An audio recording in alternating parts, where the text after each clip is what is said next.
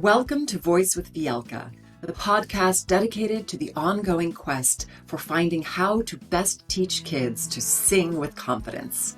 I'm your host, Vielka, and I'll share my experiences as a performer, educator, founder, and mother for the last 20 years here in the heart of New York City. Thank you for joining me as I share with you the amazing people, practices, and talking points to help us grow together as singers, educators, entrepreneurs, and human beings. Hi, and welcome to Voice with Vielka. Get ready to be inspired by a true musical trailblazer. Today's guest, Andrew D. Gordon, is a multifaceted musician, educator, author, and recording artist whose career spans decades of creativity and excellence.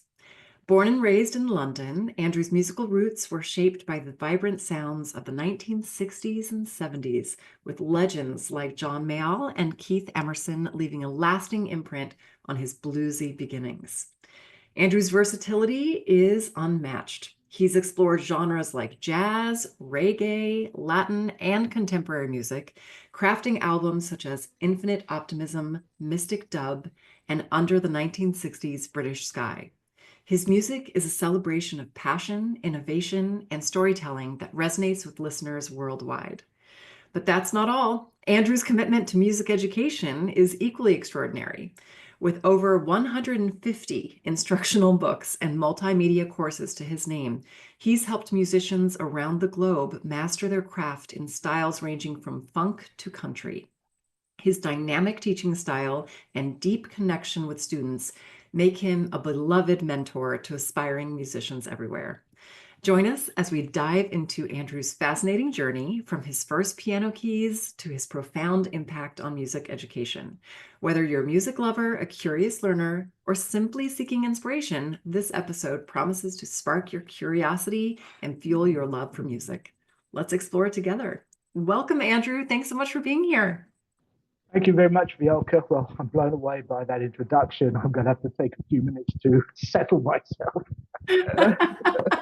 Well, I'm blown away by all of your accomplishments. I mean, you did it. And there's so much I want to get into here, but let's start at the beginning. When did you first find your love for music and how did your story begin?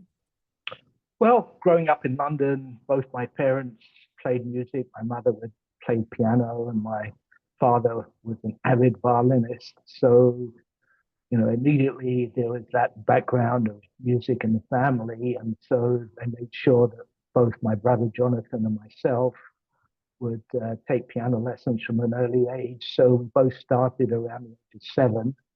And there was a local piano teacher 5 minutes walk from where we lived who also played violin. And her and my father would be playing in classical quartets together. And she would be teaching myself and my brother piano, as well as other friends of mine from school. And that lasted 10 years or so, learning classical piano. I have to tell you a funny story. Well, it wasn't funny at the time, but for all of you who had some strict music teachers, this happened when I was about 10 years old. I went to a lesson with her and she wasn't really happy with what I was playing and she started to get quite frustrated with me. And this is deeply embedded in my mind. So she got her ruler out and slapped me right across the wrist because she was so upset with my playing. But it wasn't just she was upset with my playing. She had a poodle dog that was barking at the same time. And she got upset with the dog barking and she equated me with saying the only time a dog barked was when she had a burglar in the house. So I just got really upset and I was 10 years old and ran out of the house and ran all the way home. But since her and my father knew each other pretty well, I didn't have much choice but to go back to her the next week because I didn't want to take piano lessons with her again. But that continued on for another 7 years or so. Oh my goodness, that is quite a story. And I know you're not the first to tell me about the ruler technique of Now this was when it back came at to learning. Yeah, this was back in the 1960s. I'm not sure if it would be acceptable in this day and age. Definitely not. Yeah. I mean, I think yeah, for those listening, wow, it really puts in perspective how much has changed in a short amount of time. I think if that happened now, yeah, there would be very different actions that would take place after that. Yeah. Yeah. And, it's interesting too, because as from the teacher perspective, it's like if, you can't force students to practice or do things, right? So there used to be that kind of form of punishment in a way, and now it's really swung to how can we really encourage and inspire our students so that you never want to feel like you're running away or being shamed or blamed, but rather that, of course, practicing and making mistakes is a big part of the learning. And I imagine you had a lot of that as you continued on. So why did you choose to continue with music in your life? I mean, it sounds like it was all around you and Well, it was all it around me. stayed for you, but did you yourself have that motivation that you loved it? Or when did that come? Yeah. I remember going to school each day and thinking about that in my mind. I just had that feeling that there was this big love of music and that, in a way, kind of destined to do music. However, my father was a research scientist, besides being a violinist, and uh, I started to get more serious about science subjects, and a couple of my uncles were pharmacists, and that seemed to be the way I was going to go to become a pharmacist.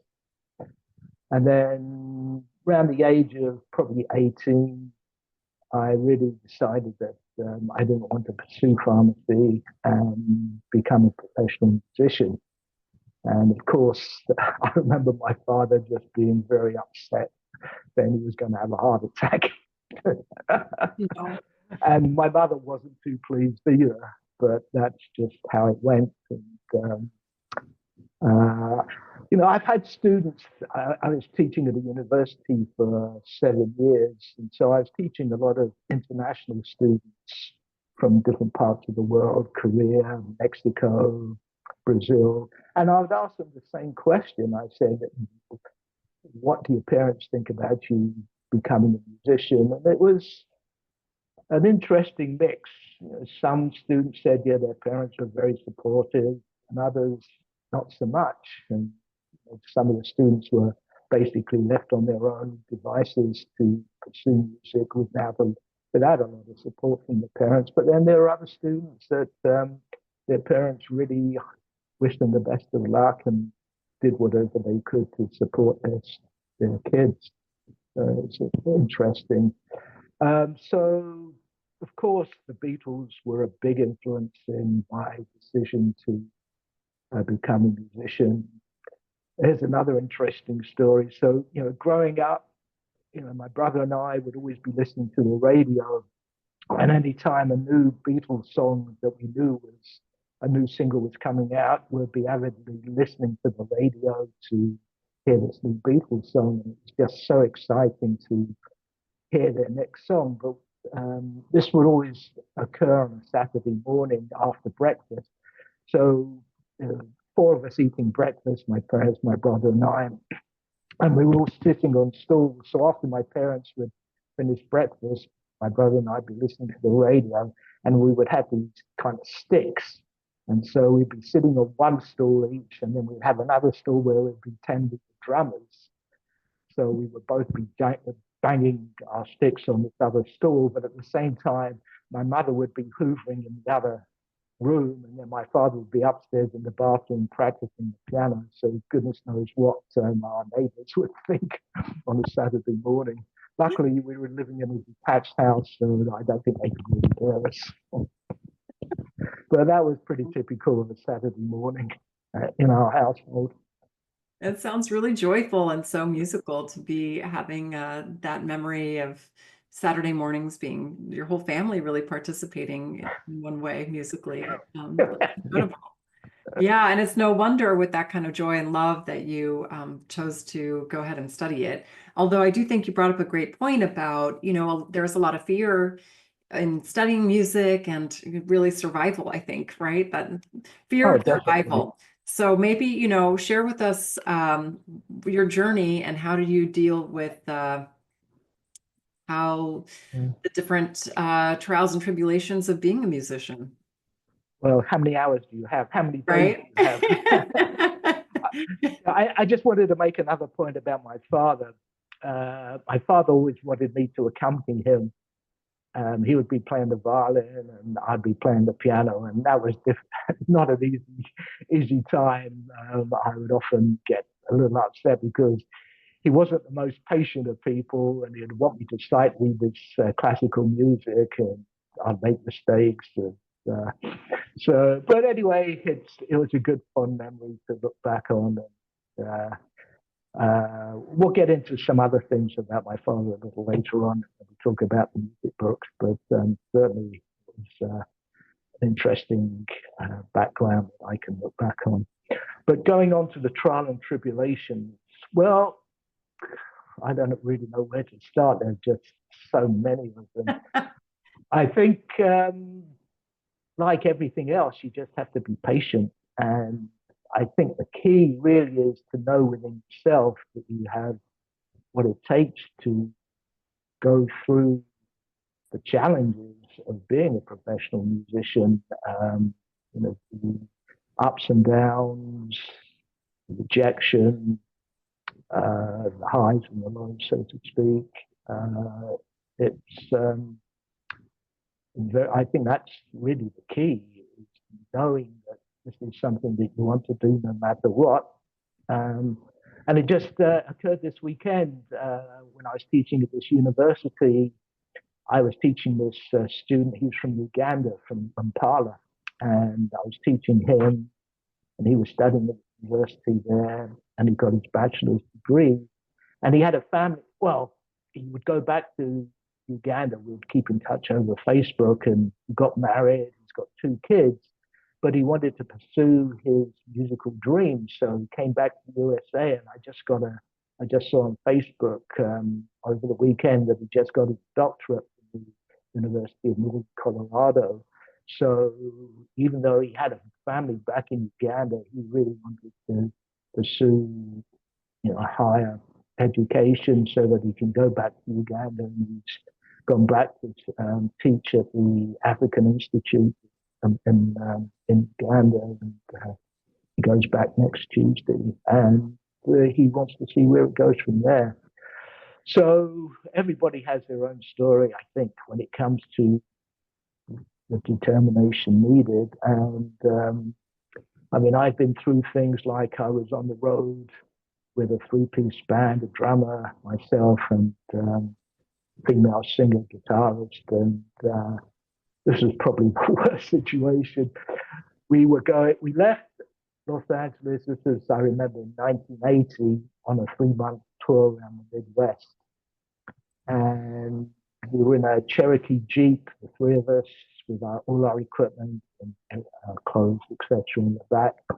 And our first gig was in Oklahoma, a small town about 120 miles north of Oklahoma City called Enid, Oklahoma. And we were kind of a middle of the road band doing Stevie Wonder covers, a little bit of country music, things like that, Eagles. And on the way, we left on a Saturday evening. We broke down twice on the way. Once outside a national park of Los Angeles, and we had to sleep in the truck overnight. And then in the Texas Panhandle, I think it was, we broke down again. We found a place to get repaired. So we got to this place. This was actually a country bar that the agent had booked us into. And we got there with about 2 hours to spare. We just managed to set up and started playing. And of course, all the audience wanted just straight ahead country music. And we weren't really ready to do straight ahead country music for 4 hours. We could do a little bit of it. So then after we finished, we went back to the apartment that we were provided with. And went to sleep. The next morning, the agent called us on the phone and said, the owner didn't like what you were playing at 5. So we'd come all this way to Oklahoma and we were fired on the first night. So thankfully, the agent rebooked us and we went from there all the way to Pierre, South Dakota at the Holiday Inn for a week. And then from there, we went to Mason City, Iowa, and then from there down to where was it? Midland, Texas for 6 weeks at the Midland Country Club. So we were doing this for 6 months, and the drummer and the female singer didn't get along well. So it was not the best of situations. But anyway, you survive these things, and you have to laugh. You have to laugh. So that was, I think, one of the worst things. Wow. Well, it sounds like it builds a lot of character and Oh, determination and no question. yeah. No question. And Yeah. yeah, as you say, it builds character and learn from it. Yeah. So, So fast forward through those years, tell us about the 150 books. I yeah. mean, wow, just wrapping my head around one book is a lot. How do you do so many? And what inspired you to, yeah. Well, well what inspired me, I guess it's partly my father, because besides playing the violin, he would look at music scores all the time. So he'd be reading through these music scores of, from Beethoven, Mozart, etc., etc. And although at the time I wasn't really too fascinated, it did resonate with me in a way. So with that in the back of my mind, and then for many years, I was teaching students and built up quite a big clientele of students. Uh, I, I was teaching, I was doing recording sessions, performing in the Los Angeles area, and I was making an okay living, but I felt there was something more that I can do. And also, while in California, I was looking for some type of spiritual path as well. And so I was working with a singer, and we started talking, and she had been practicing Buddhism. She was actually from New York, and it piqued my interest quite a bit. So she invited me to a Buddhist meeting, and immediately I just really connected with Buddhism. And so I started practicing Buddhism in 1988. And I remember one morning I was chanting what we all chant, which is Nam Myoho Renge Kyo. Suddenly this, I don't know, this just flash of lightning or a burst sun just came into my mind and said, why don't I write a book? And I thought to myself, well, I've got a background in education. I've had sales background. Back in England, I used to sell musical equipment, computer background. And I thought, okay, well, let's give it a try. I had no idea where it was going to lead to, but just had a feeling, a dream that it could turn into something. So I started composing some kind of relatively easy. Oh no, that was the second book. The first book was more of an intermediate to advanced book on blues and jazz composition. So I was writing these blues and jazz compositions, and it was in the very infancy of music notation. And so I was using an Atari computer with, I can't remember the name of the software now, but it's way before Finale or any of those programs. And I was using a dot matrix printer to print out the music. And I actually had a dual cassette that would I record on the cassette and then make cassettes to put in the book, so to speak. So I'd written about 14 pieces, and had like an explanation for each of the pieces. And I had a friend of mine who was in the graphics design business, and he designed this awful front cover. Sorry, Dan, but that's my friend. If he sees this, he'll know what I mean. It was just a black cover with silver lettering. And I just went around to local music stores with his first book. Um, at the time, there were very few books that had any audio with them. So I think I was one of the first people that had audio with the books. And so I would just get in my car. At the time, around the Los Angeles area, there were a lot of music stores. So, I started selling one here, one there. I put an advert in one of the keyboard magazines, and I just start getting some mail there too. And so I was relatively happy how things were going there. And then I wrote the second book, more of a beginner intermediate book to the first one. And so I had two books. This was probably over a period of maybe a year and a half, something like that. And went up to San Francisco with my wife to visit a friend, and she drove us around to some of the music stores in San Francisco and started getting some orders there. So then I got on to my third book, and at that point, I thought, well, I wonder if I could try and find someone to help me sell the book. And so I put an ad in a local music magazine called Music Connection, and this guy, Ron, who was also from England, contacted me. And he was a drummer and a vocalist, but he was also a good phone salesperson too. He had experience in that. And he came over and talked, and we got on really well. He said, "Yeah, I'd really like to see how I do." He saw the potential, and Ron and I became extremely good friends.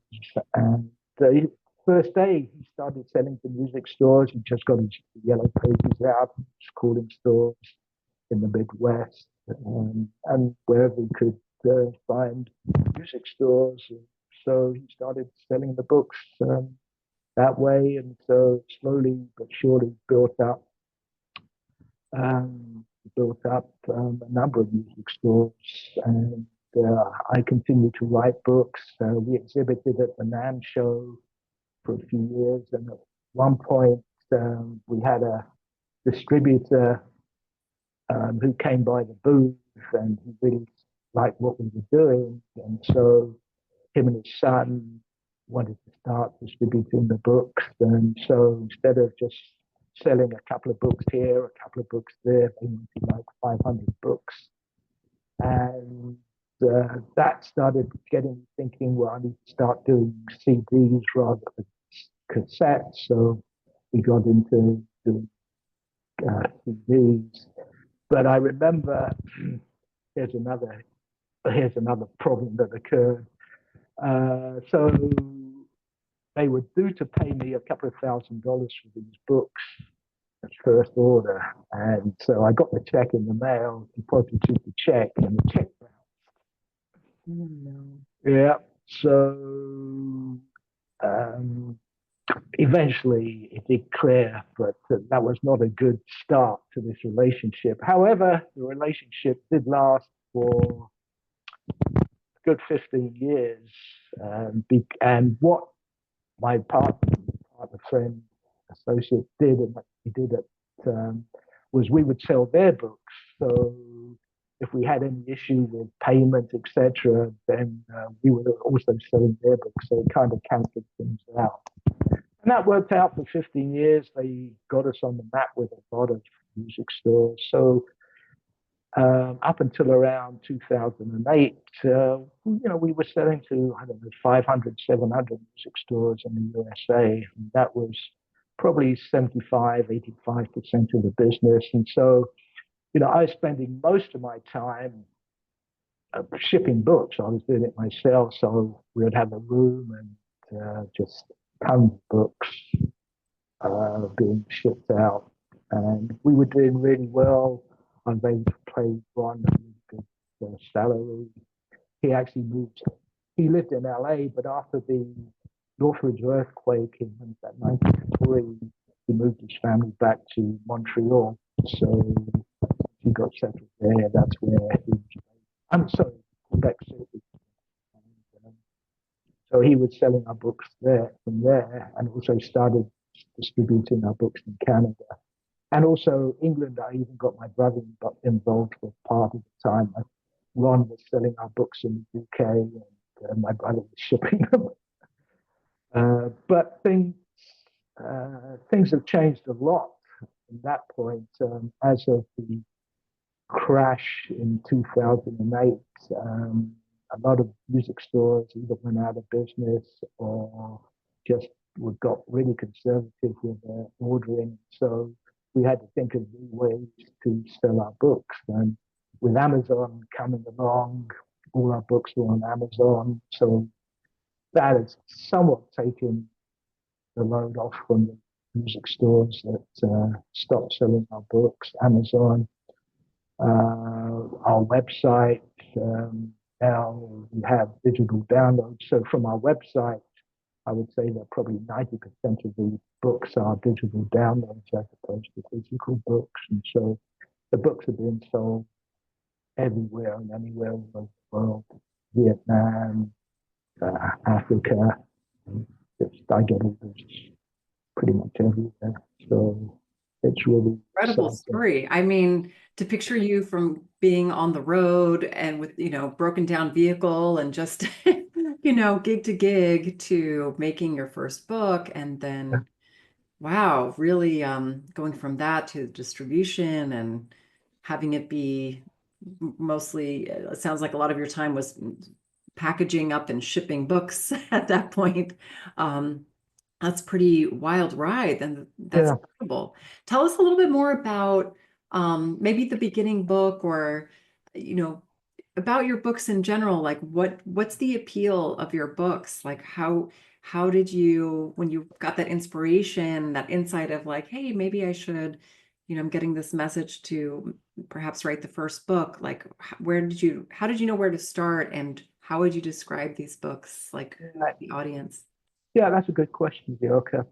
I think my main thought process is I wanted to come up with books that were very practical in approach, as opposed to books that have a lot of theory. And I'm that just has, going to give a little cheer right there, Andrew. Yay! oh, okay. Nothing against theory, but when you want to play and there's Yeah, much theory, it really takes the joy out of playing. right, right. So that was, I think, the main idea is to come up with either pieces of music or riffs or that appeal to people. And that's always been my goal. And I think that's really the crux of why the books are popular, is that whether it's a piano book, saxophone book, flute, violin, whatever, the actual examples are fun to play and have generally on the whole good melodic structure, which has always been important to me ever since I'd listened to the Beatles. So that would be a key element, is coming up with ideas or compositions that have a sense of melody that people can say, oh yeah, I really want to learn to play that. And uh, that's been the key element. Not to say that there isn't music theory in the books. There are certain books that uh, I've written or co-written. Um, I co-wrote a series of smooth jazz books with a saxophone player that we worked together, Frank with a Franca, that Frank wanted to put in a fair amount of music theory, which I think has been helpful for students to learn how to play smooth jazz. But on the whole, the key element is sitting down, practicing the various riffs, and also being able to incorporate these ideas and styles into their own playing, which people find difficult. People can read music, but then trying to come up with their own ideas, improvising, whether it's in a jazz setting, blues setting, funk setting, country, whatever, they have difficulty going from reading music to developing their own ideas. So these books help them in that respect, whereby they can sit down, think, okay, well, I like these three bars here or these three bars over there, and we'll work on them over and over again till become second nature, and then eventually it'll just sharpen their playing. People have sent me videos of their what they've done, and I hear little bits of phrases from some of my books in there.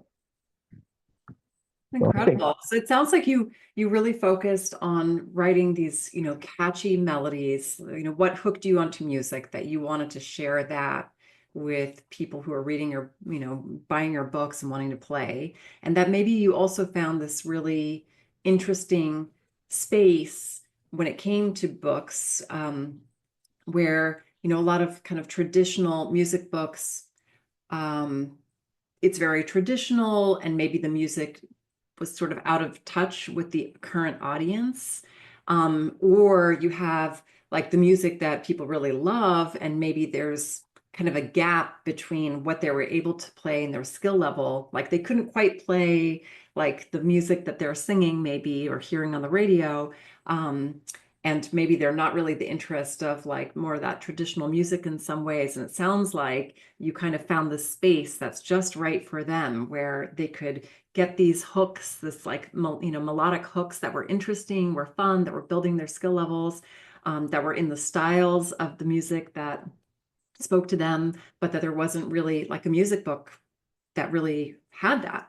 Because I remember when I was little, like the piano book series, like there were only a few, and I definitely didn't see like these kind of styles that you're bringing to people. right, Yeah. right. Well, I'm starting to wonder if I'm getting a little out of touch with young people because they're listening to a lot of different music that I'm not familiar with. And what's interesting is when someone buys a book, they have to download the audio files. And so I have a little questionnaire that people fill in. And I ask them what their age range is. And I have to say that most of the people that are buying the books are in the 40 to 80-year-old age range. So it's not often, excuse me, that I find younger people buying these books. So that's what I'm saying. I wonder if I'm a little out of touch with modern music. but I mean, I guess the way I look at it is I sort of resigned a long time ago that it's not my forte, never has been. So I'm not going to pretend that it is, to know all the different genres and names of bands and songs. Like that's just not my space. But what I think is interesting is how there's so much music. There's more than ever that's easily accessible now. And yeah, that it can really speak to all ages, right? Like, I think it's beautiful. I think that there's room for all of it. So I don't, I, yeah. I think it's incredible. I have this lady friend who has a 10-year-old daughter who's been playing piano for a few years now. And so she's been learning classical music from this piano teacher. But I gave her one of the pieces to play from one of my beginner type books, and she was so excited. We had a little meeting, and so she got up there and played the piece perfectly, learned it by heart. And every time I see this girl now, she says, "When am I going to get another piece? When am I going to get another piece?" So we had a get together yesterday. So I gave the mother one of the books for her Christmas present. So she will have plenty to learn. Oh, that's incredible. That's so rewarding. Oh yeah, When you think about beginners, and as I'm thinking about my audience who, working with a lot of young singers, especially, a lot of it is thought about just how to teach a beginner and then how to work with young people. But when you were composing for beginners, were there mm, certain sort of structures or guidelines that helped you when you were putting a book well, together? when I say beginner, I'm not talking about a person who's never sat down and played the piano before. I think that the very beginning book that I have, the most easy or the easiest of books, someone would probably have to have, I don't know, 6 months to a year, or maybe even longer, to have sat down at the piano. Um, So we're yeah, past the basics. You yeah. have an understanding. So at that point, what is it that, um, yeah, would guide you for that skill level? Well, I think the same thing applies trying to come up with pieces of music that are exciting for kids to play, uh, that have as good a melody as possible within the guidelines of trying to be a beginner piece. And I think I've accomplished that. So, generally it's single note melody lines with the right hand. Um, Definitely not 16th notes. It's going to be quarter notes and eighth notes. And then mostly maybe single note bass line with the right hand, I mean the left hand, maybe a walking bass line, bluesy bass line that's just quarter notes, or maybe just playing two notes um, as a whole note with the left hand. Uh, so still pretty basic, um, but uh, something that's going to be a little more complex than someone who's learning Twinkle Twinkle Little Star. Well, it's definitely inspiring me to brush up my piano skills and do something that's more fun because I'll be honest, took piano for a long time and had to do the scales and different Yeah. music, but never really got to play the kind of music that you're talking about, which I think would be more fun for Why me. do you think? Why do you think that is? I think that I was always in a sort of program that had more of a classical angle to it. So it was just, studying more classical pieces or beginning classical pieces.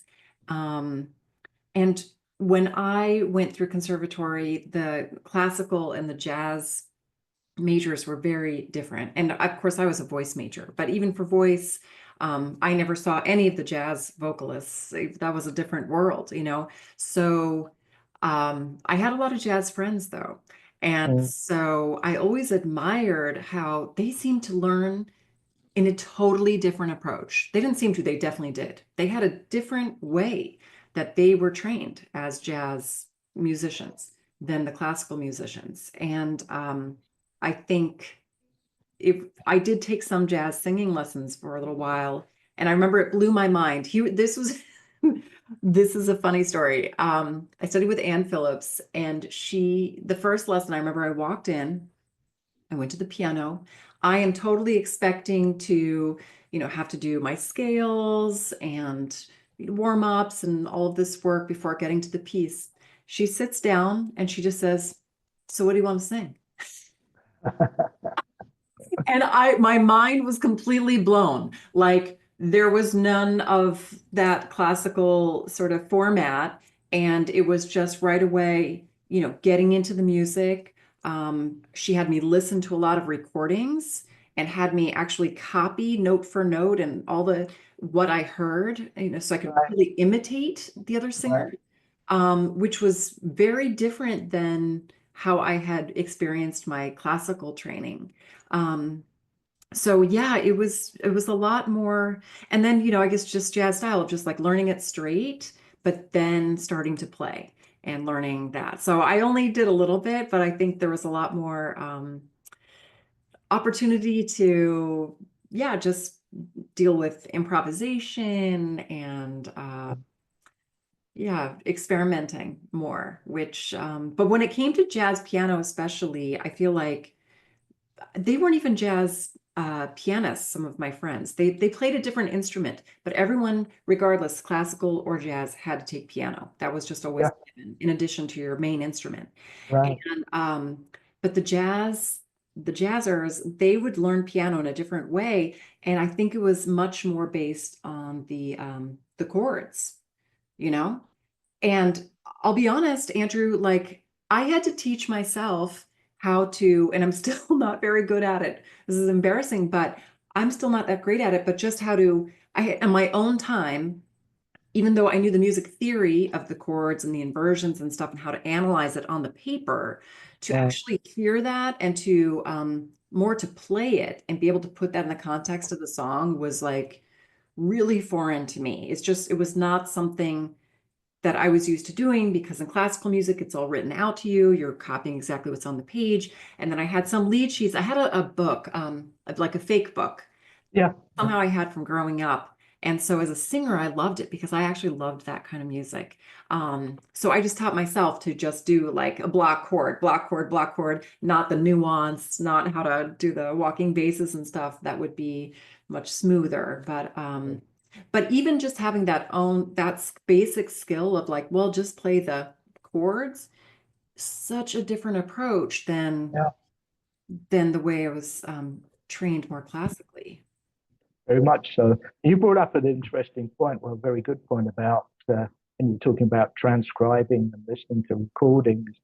Having a good ear is really, if not just as important as being able to sight read.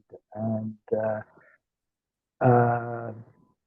I remember the very first band I played in, I had my classical training, but I wasn't very good in hearing things and picking things up. So the very first band, I remember the bass player got really pretty upset with me because he wanted me to do the same melodic line as the guitarist. And the guitarist would be kept playing it, but I couldn't pick it up. So I had to get a piece of paper and ask the guitar player one note after another, what note are you playing? And I'd have to go home and remember it and practice it. And so that was a skill that got better and better over the years. So now I'm much better at hearing things. And another story was the first band I played in, I moved to California.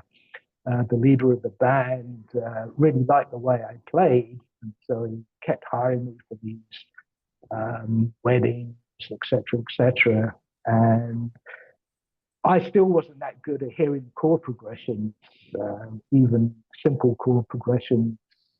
So he would be playing guitar, he'd be singing at the same time, and he'd be calling the chords out to me while we're playing.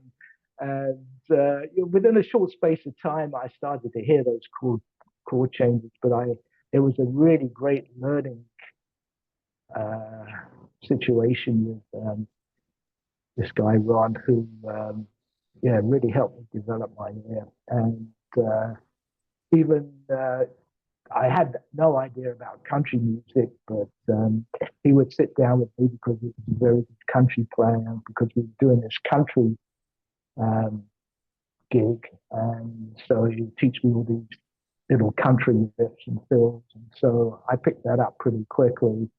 So, yeah, over a period of a number of years, my hearing got much, much better. And I'd still work at it because it could be a lot better. But I think that for any music student who's thinking about really being more serious about what they're doing, they need to really train their ear as possible.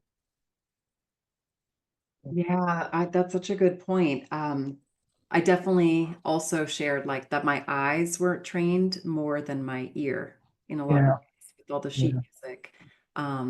And now, of course, a lot of my young singers, like they're just playing on YouTube, like they just watch on YouTube, right? right, They're learning right, totally by ear. So actually the sight is like even debatable in some cases, I think, right, whether yeah, it's even worth it for them, like depending on what their goals are. Just young kids who are singing and really just want to learn how to sing better, and that's the goal, as opposed to music reading, which I think is the theory and literacy it's a different skill set. It's yeah, different. yeah. Yeah. Yeah, it's still important, and well, I'm glad to hear that I have students that looking at YouTube and still coming to lessons rather than just looking at YouTube and not having someone to teach them. So I'm glad to hear that, because I hear that all the time. A lot of people that are learning music are just learning through YouTube and nothing else.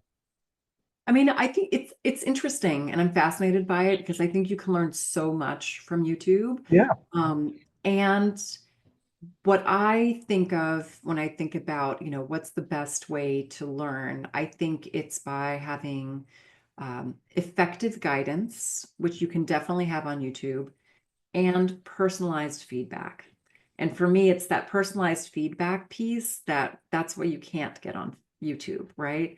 That's where you really need someone else, something that's going to really help you. And then, of course, the human factor of the relationships that happen as Yeah, you're playing your instrument. And yeah, it becomes a much deeper, potentially way of learning about yourself when you're yeah, studying. Yeah. yeah. The teacher-student relationship is very important, and even though a lot of students have gone by the wayside, so to speak, I still in touch with them, especially when I was teaching at this university. I see how they're doing, and I'm so proud of many of them. One of the students, she was from Brazil. I just saw that she got a position at a college just 5 minutes away from me as the vocal director. So it's just good, really good to see how these students have continued.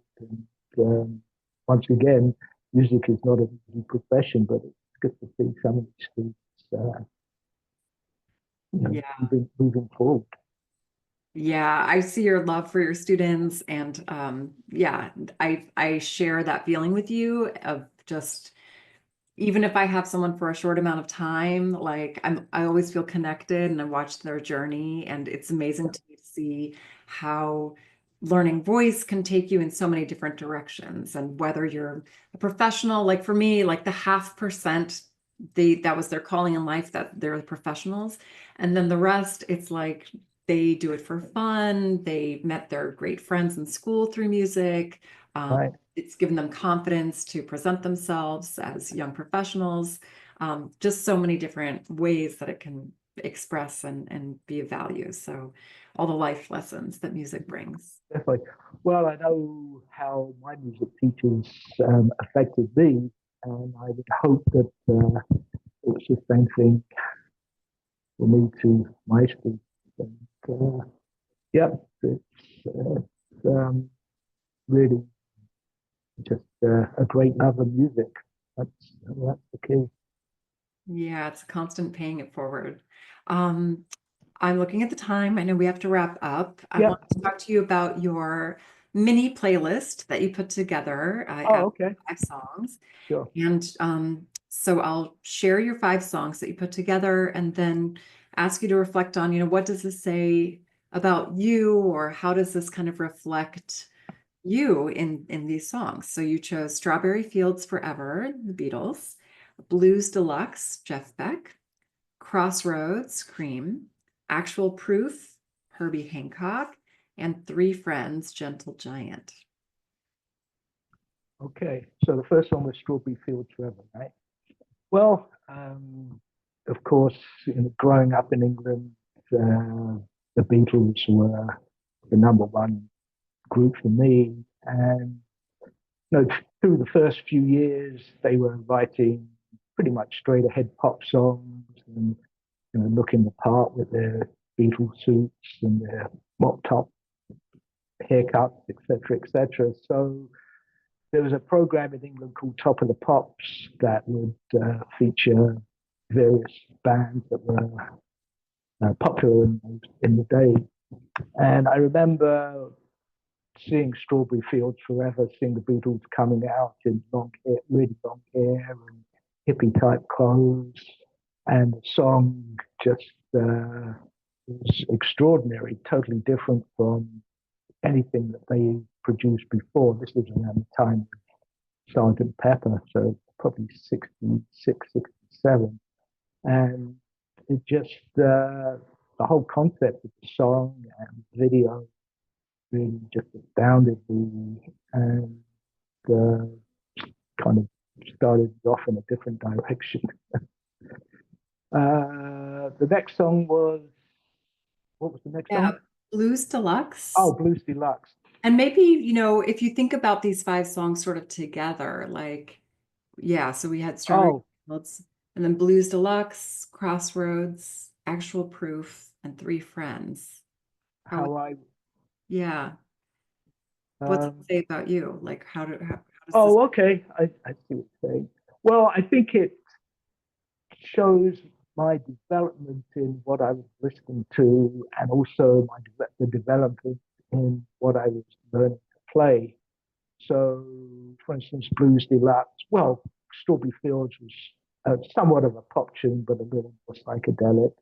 Blues Deluxe was a straight ahead blues tune by Jeff Beck with Nicky Hopkins playing piano, and the piano solo on that particular track was what introduced me to blues piano and got me to learn to play blues piano. It really inspired me to learn to play blues piano. Then Crossroads, kind of a similar area, more kind of in the rock lane. So still a blues, but more rock orientated. So Cream and Jeff Beck were on similar lines, but just two songs that even today I listen to that still bring a lot of magic to playing, especially Eric Clapton's solo on Crossroads. Uh, just can't be beat. And then Three Friends, I started after learning to play blues.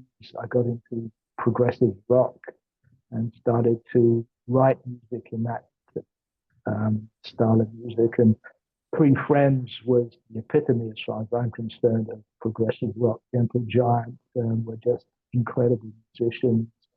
And also Three Friends, the album. Um, I had two friends that I grew up with at school, so this album is kind of an ode to my two friends, Graham and Stuart, that we were very close to. And then finally, after playing progressive rock for a number of years, I wanted to get into playing funk and R&B and jazz, and so the Herbie Hancock album really appealed to me as I was learning to play in that style of music. And that time, going from progressive rock to funk, jazz funk, I had changed bands. I was playing with a bunch of musicians from Jamaica and Africa in London that I'd never played funk before, but I just kind of had a natural ability or a knack to play it. And, we built up a really good following in London. We were playing at a lot of clubs. And, we were doing pretty well. So I think that's how I would view those albums. Yeah, that's amazing. Awesome. Okay, we're on to our last little bit here, which is the Okay. rapid round of questions. So You're just what gonna tell me questions? the rapid round. So Oh, just rapid round. first Okay. word that comes to mind. Okay. So singing is fill in the blank. Singing is expressing yourself. Teaching is fill in the blank. The most satisfying thing I do. Oh, I love that. You're nervous walking on stage. What's the first thing you do? Walk the other way.